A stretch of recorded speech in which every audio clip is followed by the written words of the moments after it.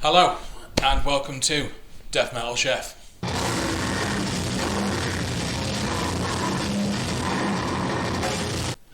Today we are going to be making something a little bit different.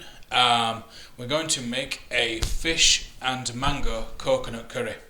Now, bear with me while we do this because I know people are going to be like, the fuck is he on about? Trust me, it's an absolute killer dish and goes down at home with all my family amazingly. They'll vouch for it. You can use chicken if you want, but my family are all pescatarian. So predominantly at home we eat fish as the protein, not meat. Miss meat. Can still eat meat, but lonely, very lonely. Anyway, so underneath here. So we're going to go through these ingredients once they're all prepped up, and then we can talk a little bit more about the curry. For now, let's get our magic on and let's get prepped.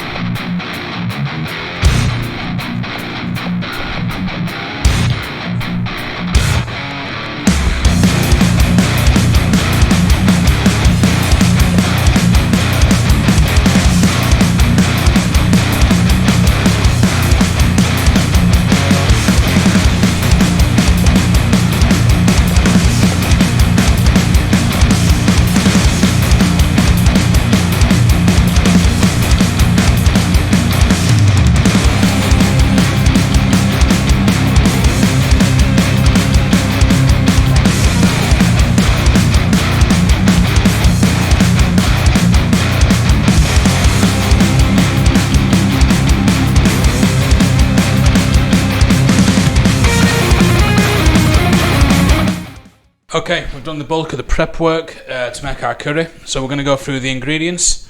My main man Rob is going to list them at the top as we go through them. So, we have got 3 vine tomatoes that have been scooped seeds out of and then coarsely chopped.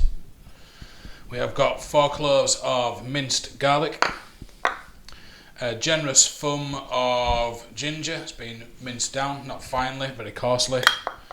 1 veg stock, which we will dilute in about 250 millilitres of water when we add it in. We have got 2 Seabass fillets that have been skinned and just sliced down. 1 red pepper sliced down. 1 big fucking sweet potato peeled and chopped. 1 large red onion sliced down. 2 carrots peeled and sliced.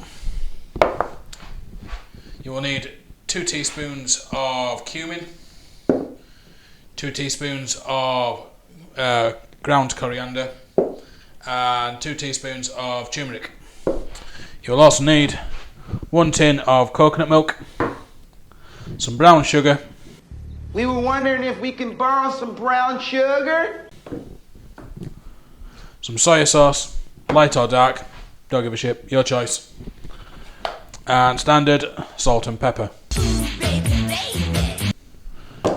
Right, so we're going to start cooking in a second. We're just going to have a quick chat about the curry that I'm doing and a little bit of the background on it. Stop. Collaborate and listen. Stop. Can't touch this. Real important that we give somebody a shout out right about now. We just want to say a huge thank you to my main man Dewsbury over at Primordial Radio. Big love, brother. One love. Man gave me a shout out today on Primordial, and got like some other people interested and told what we're going on with Death Metal Chef, and you know, like, I really appreciate the shout out. So just wanted to take this opportunity and offer you a drink, but you're not here, and so now I've got to drink this rum for you. So this is for you, and you are welcome at my house any day to come drink with me, brother. From one Yorkshireman to another, big up, much love, respect. That was delicious. Alright, on with the show. Okay, so we've got all the ingredients. We're going to throw together this curry. So, quick chat. People might be kind of going, the fuck is fish, mango, coconut curry all about? Well, I'll tell you what it's all about. It's all about big, bold flavours. Now, you know, I don't confess to be a connoisseur of Eastern food. I did spend the last year and a half working in a well-known Pan-Asian restaurant in Leeds. I'll leave it at that. So, but along the way, I did pick up a few things or two about flavour collaborations.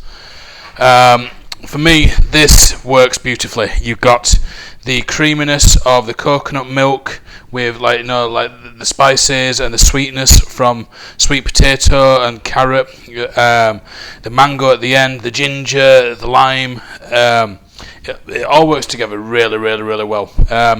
Your protein can be anything you want. You know, if you got chicken, use chicken. I'm using fish because I live in a house of pescatarians. 4 of them.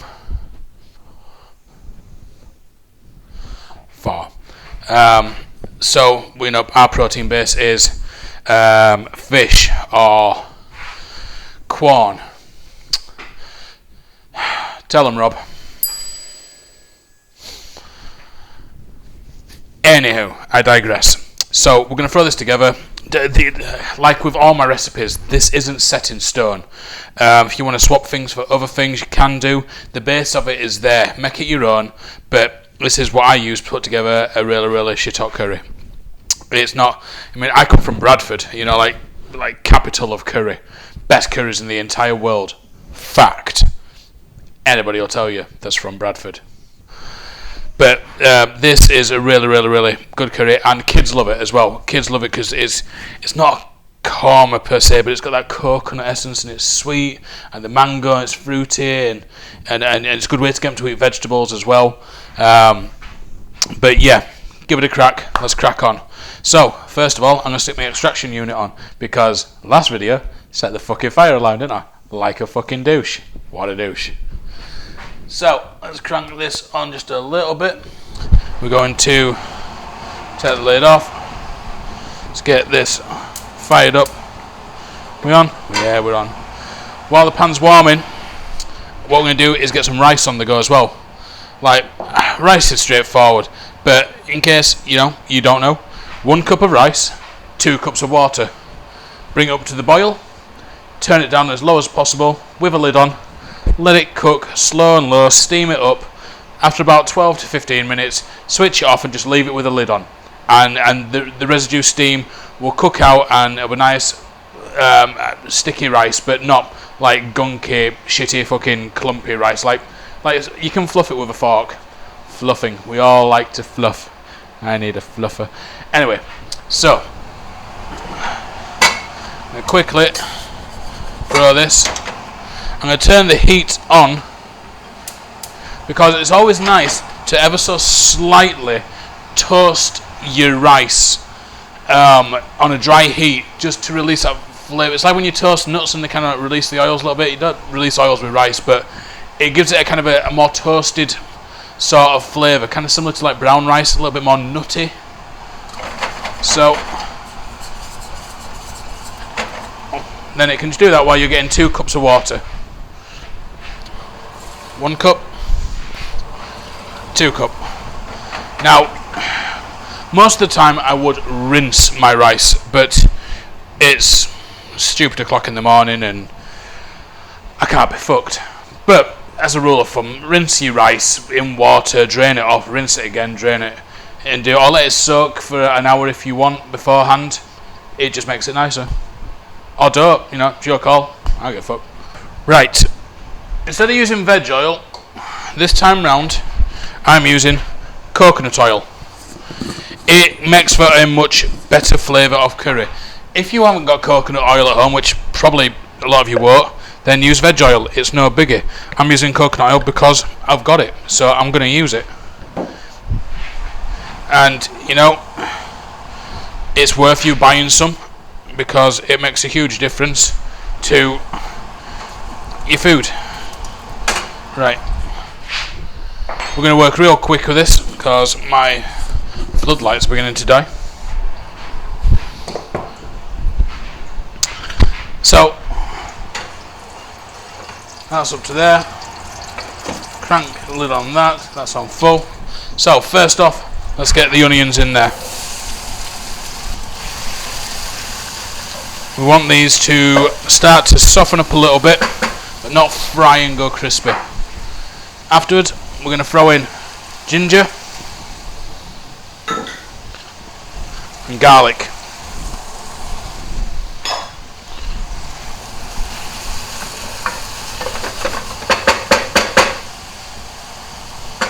From there, we are going to add carrots.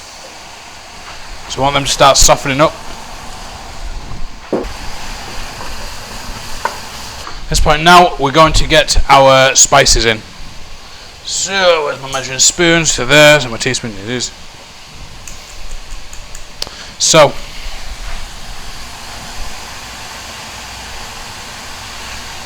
two teaspoons turmeric, a little bit more. 2 teaspoons of ground coriander. I say it too, I'm generous. Yeah, more spice is better. The reason we're adding it now is because we want it to cook out. And as it does that, all the flavour is going to absorb into the onions, and it's going to create a really deep flavour that's going to really absorb into it once we get the coconut milk in there afterwards.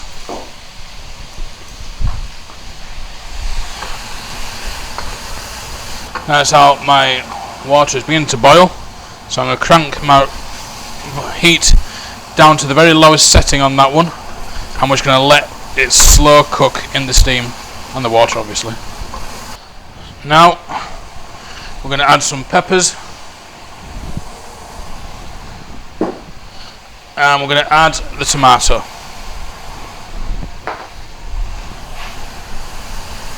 Now we're going to put the lid on that just so we can soften it up a little bit quicker. In the meantime, I'm going to make 250ml of veg stock with the old Oxo Cubos. Now, if I was using chicken, I would have cooked off the chicken 3/4 beforehand, and I would have then put it on the side, carried on the way I am doing now, and then I would have added it back towards about this point now, so that the spices from the spices there would have infused into the actual chicken. But because I'm using Seabass, I'm not going to add it until nearly the very end, because the Seabass only takes about a couple of minutes in the curry to actually cook out, and you don't want it overcooking and going to mush and losing any of the flavour, because you want some pieces of fish in there still remaining intact. What we're going to do is get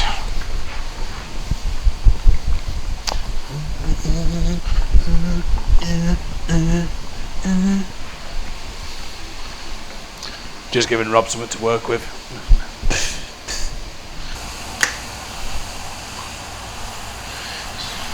Has anybody realised that if you unfold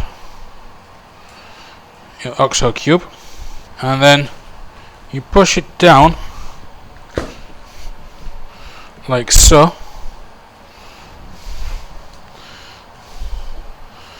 that you can empty it completely. Now people say it's part of the fun to crumble it all and you think, but it's not, because it just fucking sticks and it's flat, tear, poof, in. Right, I'm going to fill, it's about 2/3 of the way, hot water, bit of a swill, it's getting warm.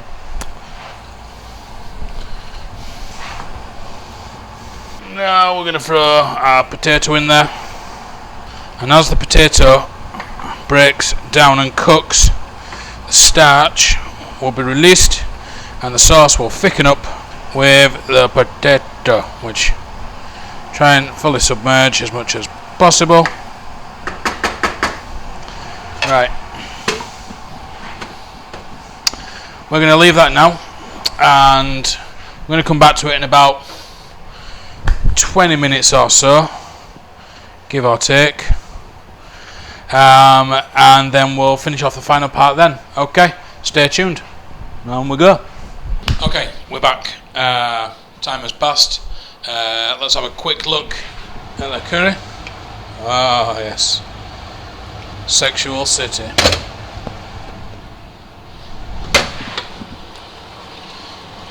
Sweet potatoes broke down nicely. So what we're going to do now is get the Seabass in and get the mango in, and then finish off with some brown sugar, some soy sauce. In fact, we'll put them in first because it's better that way. So about that much. Tablespoon, if you want to really go on measurements. Brown sugar, I'm using light brown sugar. Putting about that much in, a tablespoon. Cool. So let's put the Seabass in, get that stirred in. Mangoes. People have asked me in the past what is the best way to prep a mango. So there's a stone running down the centre where the pip is there. You're looking to have the stones either side. So you're going to run your knife down till you feel the stone, and then you're going to work slightly around it and then flip it around, and you're probably going to do the same. So now I'm left with an absolutely brutalised mango. Once you've got your two halves, you're going to score. Don't do what I'm doing, because I won't going to say I'm a pleb. I am a pleb. But if you do this, at some point you are going to stick the knife into your hand and slice it wide open, and then you'll blame me because you're being a dumb twat. I do it because I spent years doing it. Yes, I have stabbed myself in the hand a couple of times doing it, but trial and error. But you don't have to. What you should do is lay it down flat and score it that way, and then that way, and then you're going to get a spoon and you're going to scoop around the edges like it's an avocado, and then from there we are going to scoop all these cubes that we cut into the curry. Or you could just buy tinned mangoes, you know, I've never really considered that. Probably would make your life a lot easier. Let's get the mango stirred in like so. You don't really want to cook the mango out because you don't want it to go mushy and lose all. You want some nice chunks of mango in there so that when you're having mouthfuls you got like, ooh, little bit of mango. It's like a little treat. That curry is now cooked. I'm going to take it off the heat. Once taken the heat off, half a lime. I'm going to squeeze it and add the juice.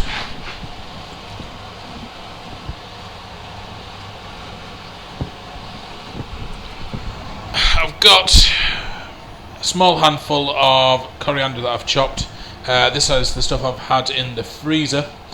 So it's not soft and fresh. Again, not being out, quarantine, yada yada yada, coronavirus. Stay at home, save lives. Let the NHS do the job, and I'll continue to show you how to cook. That there is a sexy, sexy curry. And for all you curry elitists, they're going to like, there's no curry. It is a fucking curry, alright? As I say it is. And I'm Death Metal Chef. Right. We're going to plate this up and then have a recap.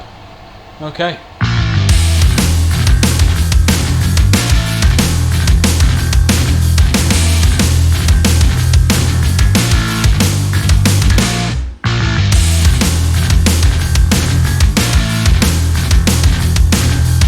And there you have it. Seabass, mango, coconut curry. Absolute banging dish. Guaranteed, whip it up, you'll love it. You'll absolutely love it. And it's brilliant cold the following morning in wraps. Or get some rice balls and roll them and then dip it in a million ways. Hot, cold, in wraps. Fuck it, put it in a sandwich. Make a fucking curried baguette. You know, try things. Get crazy. I'd like to thank you very much for tuning in and watching this episode of Death Metal Chef. We're going to be back soon with a lot more episodes. Hit the subscribe button, whichever area it's on. And tune in next time. Keep it real. Thank you very much.